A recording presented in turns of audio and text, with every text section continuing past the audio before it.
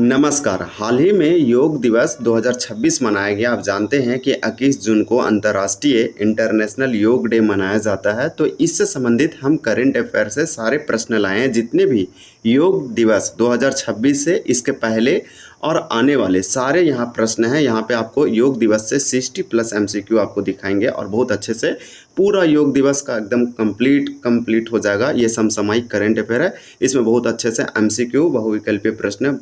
तो यहाँ पे चलिए हम लोग एक दिवस 2026 देखें। क्यों? क्योंकि अभी जानते हैं हाल ही में बहुत ज़्यादा चर्चा में रहा है। हाल ही में योग दिवस मनाया गया, तो ये हम लोग के एग्जामों में पूछा जा सकता है, जिसमें बहुत सारे सेलिब्रिटी, हीरो एंड अभिनेता, लीडर, बहुत सारे प्रधानमंत्री खुद जो है पार्टिसिपेट किए, आपको देखने को मिला। बहुत ज़्यादा इसका ट्रोल हुआ। तो योग दिवस की अगर बात करें तो योग दिवस 2026 इंपॉर्टेंट हो जाता है, तो इसलिए इसे करंट अफेयर के अंतर्गत एक स्पेशल टॉपिक में कवर करेंगे। तो चलिए एकदम सिंपल प्रश्न है, बहुत अच्छे से कंप्लीट करते हैं। देखिए, अंतर्राष्ट्रीय योग दिवस कब मनाया जाता है? आप इसे बोलिए इंटरनेशनल योग डे। तो इंटरनेशनल योग डे या अंतर्राष्ट्रीय योग दिवस आपका दोनों एक ही है, तो वन का राइट आंसर ये होगा 21 जून को। देखिए, हर साल 21 जून को अंतर्राष्ट्रीय योग दिवस, इंटरनेशनल योग डे मनाया जाता है और ये पूरी दुनिया में मनाया जाता है, सारे देशों में। आपको बता दें, ये भारत की पहल है। पहली बार इंटरनेशनल योग दिवस यानी अंतर्राष्ट्रीय योग दिवस कब मनाया गया था? तो आपका 2 का यहाँ पे राइट आंसर भी होगा 21 जून 2015 को।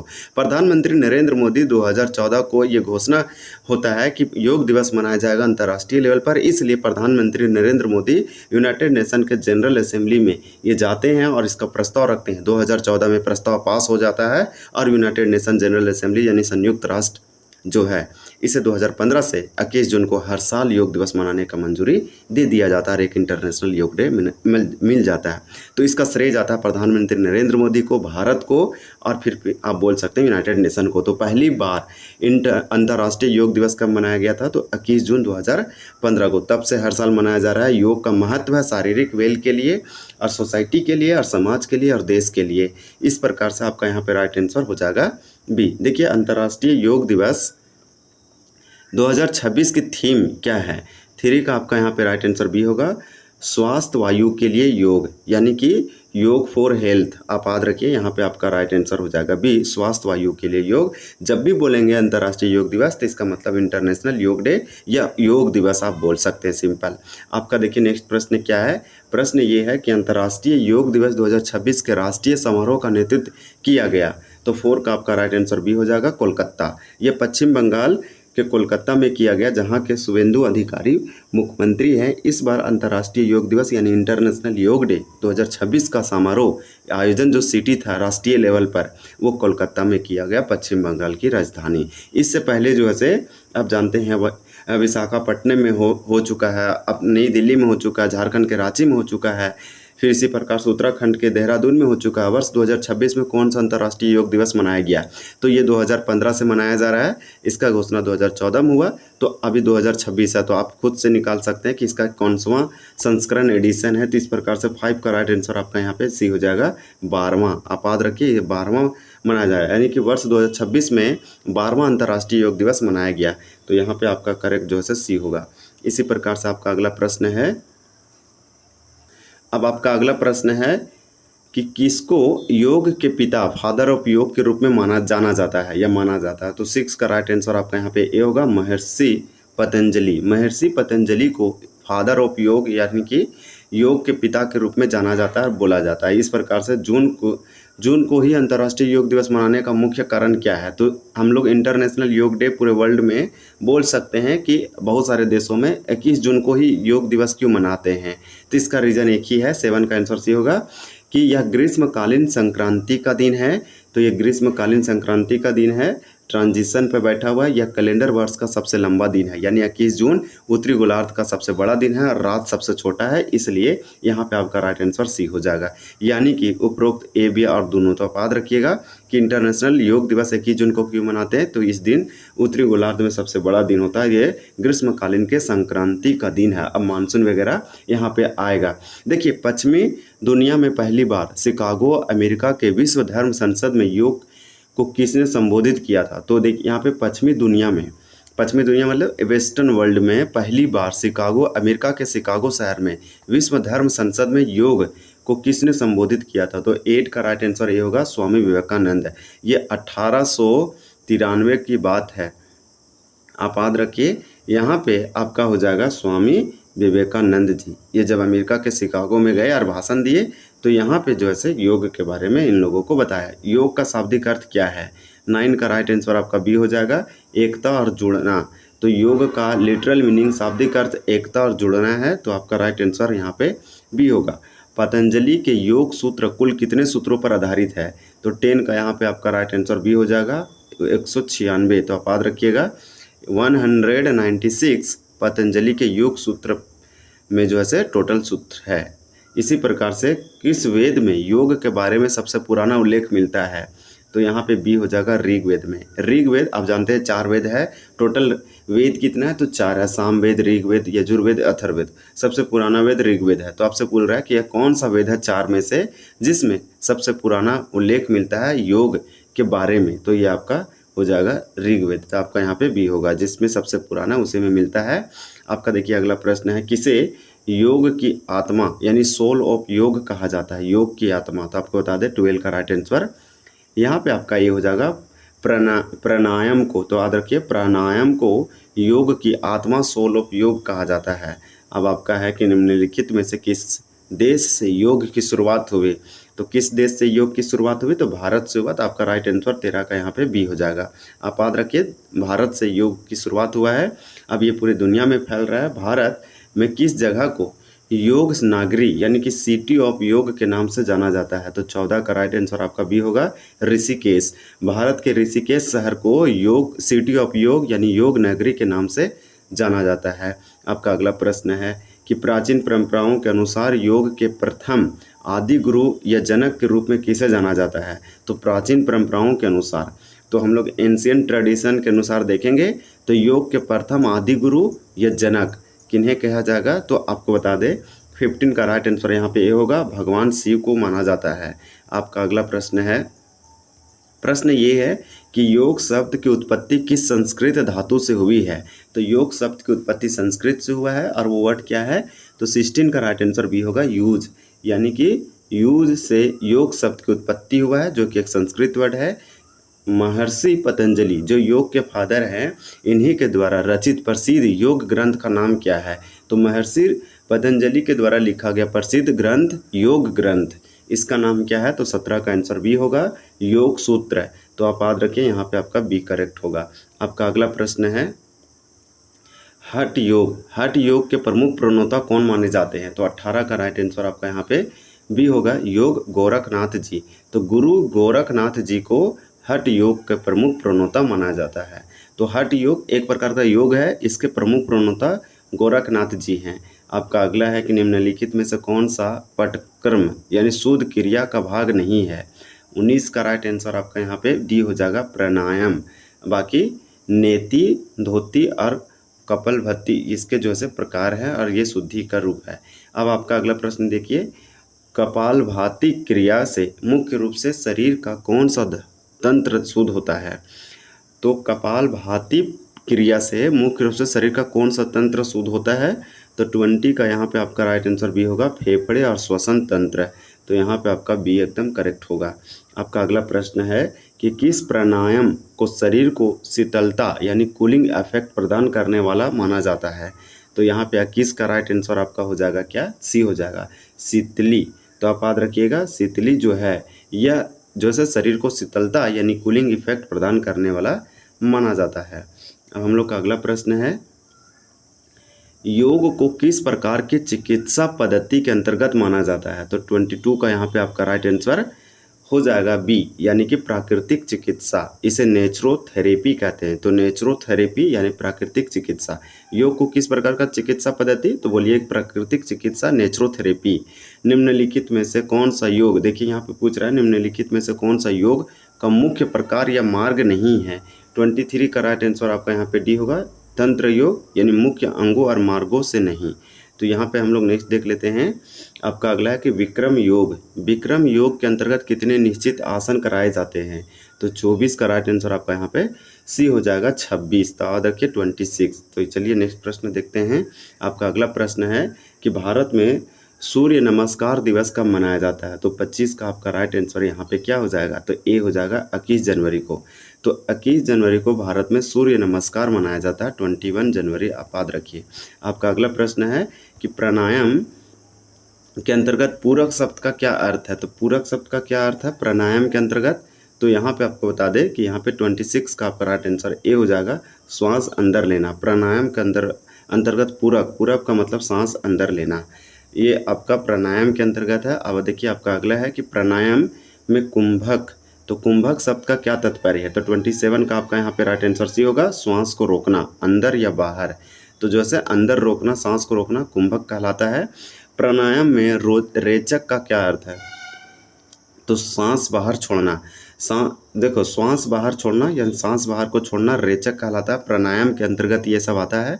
इसके बाद अगला है कि सूर्य नमस्कार में कुल कितने चरण या स्थितियां यानी पोस्चर होती है? तो सूर्य नमस्कार में कितने पोस्चर यानी स्थितियां या चरण होती है? तो आपका यहाँ पे 29 का राइट आंसर सी हो जाएगा, 12। तो आप याद रखिए 12 आपका राइट आंसर होगा।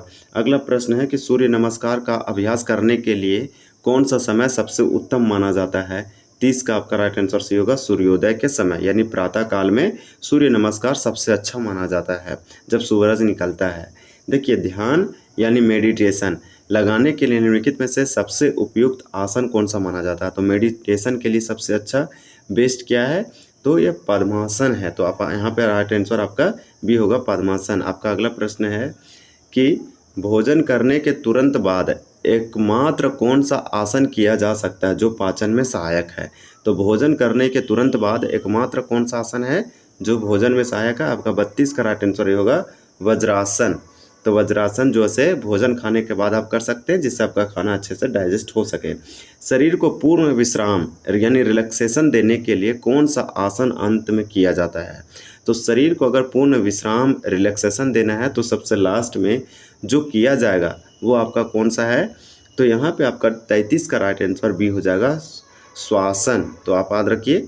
अब देखिए नेक्स्ट क्वेश्चन है कि भ्रामरी प्राणायाम के अभ्यास के दौरान किस जीव की तरह ध्वनि उत्पन्न होती है? तो 34 का आपका राइट आंसर यहाँ पे क्या हो जाएगा?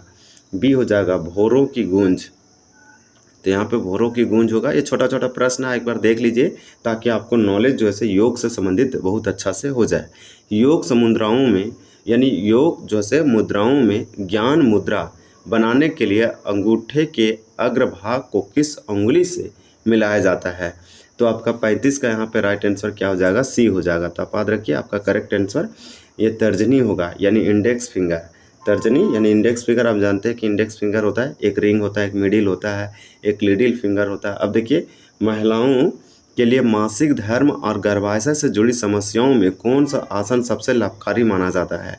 तो महिलाओं के लिए बहुत इंपॉर्टेंट होगा ये मासिक धर्म उन लोगों के लिए। तो यहाँ पे गर्भाशय से जुड़ी समस्याओं के लिए सबसे आसन मतलब सबसे लाभकारी आसन 36 का राइट आंसर आपका यहाँ पे हो जाएगा बी, भद्रकोण आसन यानी तितली आसन। अब आपका अगला है कि महर्षि पतंजलि के अनुसार योग का अंतिम और मुख्य उद्देश्य क्या प्राप्त करना है? तो 37 का राइट आंसर यहाँ पे आपका राइट आंसर हो जाएगा सी, कैवल्य, मोक्ष की प्राप्ति। महर्षि पतंजलि के अनुसार योग का अंतिम और मुख्य उद्देश्य है कैवल्य यानी मोक्ष की प्राप्ति प्राप्त करना। अब आपका अगला प्रश्न है कि योग और भारतीय दर्शन के अनुसार मनुष्य के शरीर में कितने मुख्य चक्र एनर्जी सेंटर होते हैं? तो कितने एनर्जी सेंटर होते हैं? 38 का यहाँ पे आपका राइट आंसर क्या हो जाएगा? तो 38 का आपका राइट आंसर भी हो जाएगा 7। आप याद रखिए योग और भारतीय दर्शन के अनुसार मनुष्य के शरीर में एनर्जी सेंटर मुख्य चक्र कितना है? तो 7 है। शंख मुद्रा का सकारात्मक प्रभाव मुख्य रूप से शरीर के किस अंग या ग्रंथ पर पड़ता है? तो शंख मुद्रा यानी शंख मुद्रा का सकारात्मक प्रभाव शरीर के किस अंग या ग्रंथि पर? तो 39 का आपका यहाँ पे राइट आंसर हो जाएगा ए, स्वर यंत्र और थोराइड पे इसका जो है असर देखने को मिलता है। उच्च रक्तचाप इसे हाई ब्लड प्रेशर के रोगियों के लिए कौन सा आसन पूर्णतः वर्जित प्रोहिबिटेड माना जाता है? यानी उन लोगों को जिन लोगों को हाई ब्लड प्रेशर है वो ये नहीं करना है। आपका 40 का राइट आंसर यहाँ पे बी हो जाएगा, शीर्षासन। तो ये वाला शीर्षासन आप याद रखिए। अब आपका अगला प्रश्न है कि मधुमेह यानी डायबिटीज के रोग को नियंत्रित और इंसुलिन के स्राव को संतुलित करने के लिए कौन सा आसन सबसे अधिक लाभकारी माना जाता है? तो डायबिटीज़ और यहाँ पे इंसुलिन को कंट्रोल करने के लिए। आपका 41 का राइट आंसर यहाँ पे हो जाएगा बी, यानी कि मंडूकासन। मंडूकासन आपका इंपॉर्टेंट होगा। देखिए, मेरुदंड यानी स्पाइन की हड्डी को पीछे की ओर झुकाने वाले आसनों की श्रेणी को क्या कहा जाता है? तो 42 का आपका राइट आंसर बी हो जाएगा, बैकवर्ड बेडिंग, यानी बैकवर्ड बेडिंग आपका राइट आंसर होगा। और आगे की आ हो जाएगा फॉरवर्ड बेडिंग। इसी प्रकार से आपका अगला है कि हलासन करते समय शरीर की आकृति किस कृषि उपकरण के समान दिखाई देती है? तो आपका 43 का बी होगा, हल, प्लाव की तरह ये हलासन के, इसलिए हलासन इसका नाम भी पड़ा है। सर्वासन, देखिए सर्वांगासन का नियमित अभ्यास करने के से मुख्य रूप से किस एंडोक्राइन ग्रंथि का लाभ पहुंचता है? तो 44 का आंसर ये होगा थोराइड ग्रंथि। तो थोराइड आप याद रखिए। आपका अगला प्रश्न है कि योग विज्ञान के संदर्भ में बांध यानी कि बंध जो है शब्द का मुख्य अर्थ क्या है? तो 45 का राइट आंसर आपका बी होगा, ऊर्जा प्रवाह को रोकना या ताला लगाना। आपका अगला है कि जलांधर बंध। अब यहाँ जलंधर बंध है, अब उसमें बोल रहा है इसका प्रभाव शरीर के किस विशेष क्षेत्र या अंग पर पड़ता है? तो 46 का आपका यहाँ पे हो जाएगा बी, यानी कंठ और गला क्षेत्र जिसे थ्रोट कहते हैं। आपका अगला प्रश्न है उड्डयन बंध का अभ्यास शरीर के किस भाग को संकुचित करने में किया जाता है? तो आपका 47 का बी हो जाएगा यहाँ पे पेट और उदर भाग। उदर भाग का मतलब आपका पेट निकला हुआ। देखिए, पेट के बल लेटकर प्रोन पोजीशन के लिए किए जाने वाले आसनों में सबसे मुख्य आसन कौन सा है? तो 48 का राइट आंसर ये होगा भुजंगासन। तो आप याद रखिए, इसको कोबरा पोज कहते हैं। मोटापा कम करने और रीढ़ की हड्डी को लचीला बनाने के लिए सबसे उत्तम आसनों में से किसे माना जाता है? तो 49 का राइट आंसर आपका ये हो जाएगा धनुरासन। तो धनुरासन आप याद रखिए। अष्टांग योग के किस अंग के अंतर्गत मनुष्य अपनी इंद्रियों को बाहरी विषयों से हटाकर वश में करता है? तो आपका 50 का राइट आंसर यहाँ पे बी होगा प्रत्याहार। आपका अगला प्रश्न ये है कि मन को किसी एक निश्चित बिंदु या विषय पर एकाग्र फोकस करना क्या कहलाता है? तो 51 का राइट आंसर बी हो जाएगा धारणा। अब आपका अगला प्रश्न है कि महर्षि पतंजलि के अनुसार अष्टांग योग के कुल कितने अंग या आचरण हैं? तो 52 का राइट आंसर आपका यहाँ पे क्या हो जाएगा? सी हो जाएगा, यानी 8। आपका अगला प्रश्न है कि ध्यान की वह उच्चतम अवस्था जिसमें ध्यान लगाने वाले और ध्यान की प्रक्रिया और जिसका ध्यान किया जा रहा है तीनों का भेद समाप्त होकर एक हो जाता है, उसे क्या कहते हैं? तो 53 का भी होगा समाधि। तो ये इसको याद रखिए। अब आपका अगला प्रश्न है कि आयुष मंत्रालय द्वारा वर्ष 2020 में आयोजित की गई प्रसिद्ध वैश्विक वीडियो ब्लॉगिंग प्रतियोगिता का नाम क्या था? तो 54 का राइट आंसर ये हो जाएगा मेरा जीवन मेरा योग, माई लाइफ माई योगा या योग। अंतर्राष्ट्रीय योग दिवस पर प्रथम आयोजन 21 जून 2015 में नई दिल्ली के राजपथ पर कुल कितने देशों के लोगों ने भाग लिया था? मोस्ट इम्पॉर्टेंट होगा ये क्वेश्चन। सबसे लास्ट और अंतिम प्रश्न है, यहाँ पे बी होगा 84 देशों ने पार्टिसिपेट किया। आज 2026 में कोलकाता में मनाया गया बहुत ही ज़्यादा धूमधाम से। और हम लोग यहाँ पे कुछ प्रश्नों को देखें तो आपका जो शुरुआती में प्रश्न तो वो ज़्यादा इंपॉर्टेंट थे, बाकी ये तो योग के विधि से प्रश्न थे। हालांकि आपको मालूम होना चाहिए क्योंकि योग एक ऐसा चीज़ है कि मन को स्वस्थ और शरीर को स्वस्थ दोनों बहुत ही अच्छे से रखता है, फ्रेश आपको रखेगा। तो इस प्रकार से ये तो वीडियो एक नॉलेज के लिए भी इम्पोर्टेंट है और एग्जाम के लिए भी। कुछ हम लोग देखें कि सबसे शुरुआत कहाँ हुआ था, अब इसके बाद हम लोग देखें कि इस वर्ष 2026 में कहाँ हुआ। तो चलिए हम लोग वीडियो को एंड करते हैं। बहुत जल्द हम लोग दूसरे टॉपिक के साथ मिलेंगे। जय हिंद, धन्यवाद।